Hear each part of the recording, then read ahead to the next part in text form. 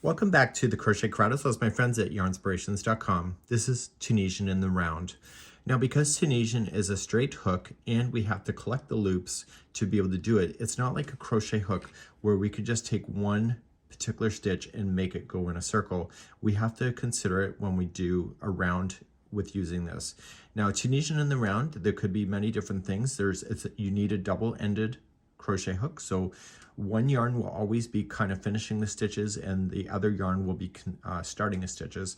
So whether you use the same color of yarn, you just have to make sure that you're using two separate yarns. So whether it's one ball from one, another ball from another. So I'm going to create a slip knot. And so when we start the very first one, we have to do the number of chains that we would like to do. So I like to hold it into the center of it for balance purposes. And let's just say I want to do 30. So I'm going to just chain 30. So 1, 2, 3, 26, 27, 28, 29, and 30. So we're going to do what is called as a forward pass. Second chain from the hook, 1 and 2, get the back bar of your chain and simply just go in to the chain work, yarn over, pull through, and slide it down.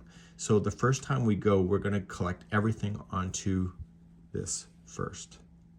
So we're just going to continue to gather and put all the loops onto this hook.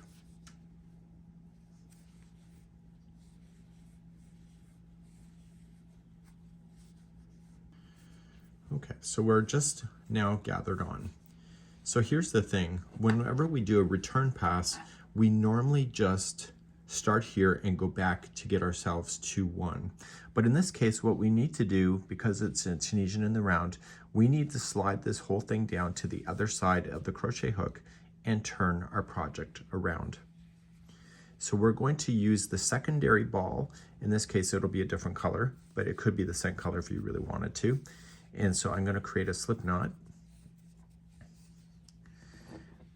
Okay, and normally what we would do is that we would chain 1 and pull through 1 only, but because we're going in a circle, we want to pull that through 2 at the same time.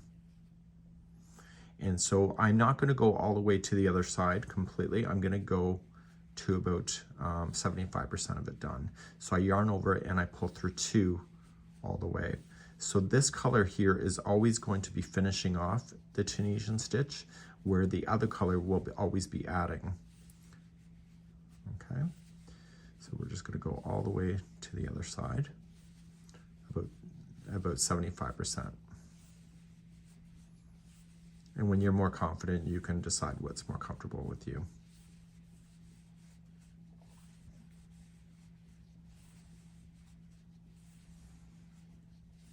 Okay, so I'm going to stop here. So I don't want to go all the way to the end. And now I'm going to turn my hook around, and I don't want the strands to be tangled with each other. So I'm going to turn my hook around, and I am going to then start proceeding here. So we're going to move our product to this side. So this is always going to come on here. And I'm just getting everything out of the way. Now with it going in a complete circle, we are going to work our way. And so this has to stay on the upper side, this color here, or this particular one we just did, so it comes around just like this. So because we're using 2 different colors, this color here will never interfere with the secondary color. So even if it's a different ball, it'll never interfere. And you were just going to stick your hook into the vertical if you're doing a Tunisian slip or a simple stitch. The designer could actually have you do it any other kind of stitch, but you're just going to go in there and you're going to yarn over it and pull through. Okay. And then we come to the next vertical, in, pull through. And so you can see that the 2 pieces are really not joined that well together, but they will get better in the next round as you go. So you're continually adding on the stitches in this coloring as you're going across, and the other coloring is going to continually remove the stitches. And you can only go as far as the stretch of this circle. So if you want more and you don't want to turn it as often, just kind of compress it down.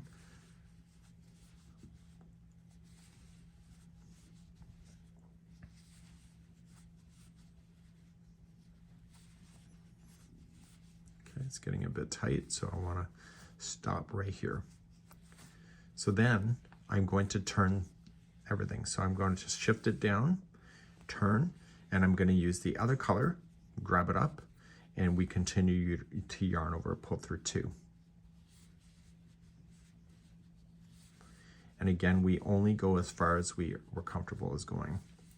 So this one is releasing this off. So here's where it went all the way around. So as you do it, just continue to do the same tension and it will pull it together. And now you've officially done a nice secure piece to go around. So don't go all the way to the end. Okay. And then you push the hook to the other side, turn your work, and then you carry on with doing what you're already doing. So you start and do your simple stitch going. So getting started is the hardest part with this particular kind of concept.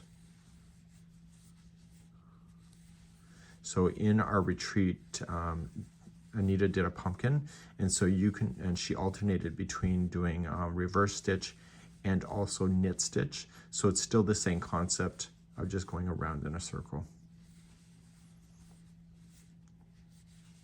And it's really the stretch point that matters the most, and when you decide to turn your hook around and continually release the stitches off. So it's got a lot more tension now. So I push it and I turn, and then I continue to release these off. So pull through 2.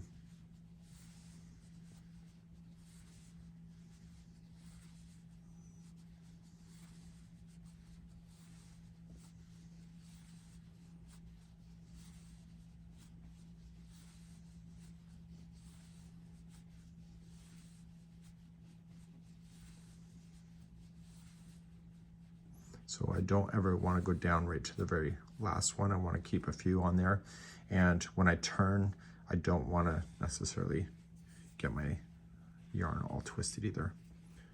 Okay, and then we just continue to build and capture. And so you can go in a continuous round like this with stuff like this. So a good hat, if you don't want a seam line, this would be the way to do it. Okay, and you just continue to build. So you're technically kind of building in a continuous round. So you can kind of see that there's a bit of a height difference, and that's because you went all the way around. But because you left an extra long strand, you're going to be able to sew that to pull that back into position.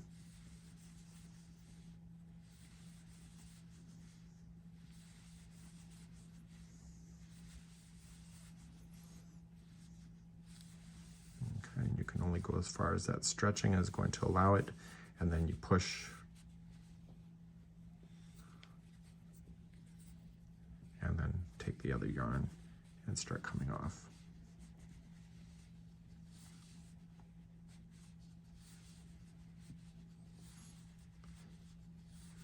So in different projects, I would consider doing this more in a flat than a round, but you have to decide what's going to work for you. This works well for cowls or anything like that if you want to do something like this. And because I'm using 2 colors at the same time, it's going to have a unique look on the way that it's presented as well. So make sure you don't forget to slide and then continually add on. Just like that. So this would be how you would use the Tunisian in the round when you're ready to fasten off. Let's just say I'm ready to fasten off. We're just going to just turn our work and we're going to get close to the other side. So let's just say we're done. So we always fasten off in a forward motion. This is a reverse pass that I'm about to do. So you go right to the very end and then we're going to fasten off. So let that drop to the side. And so instead of yarning over, or sorry, instead of going in and picking it up and holding it, we just pull right through everything and we start releasing it off as we go. And this is called the bind off. And you're going to go all the way around in this motion. And this will finish off the final edge. Like that.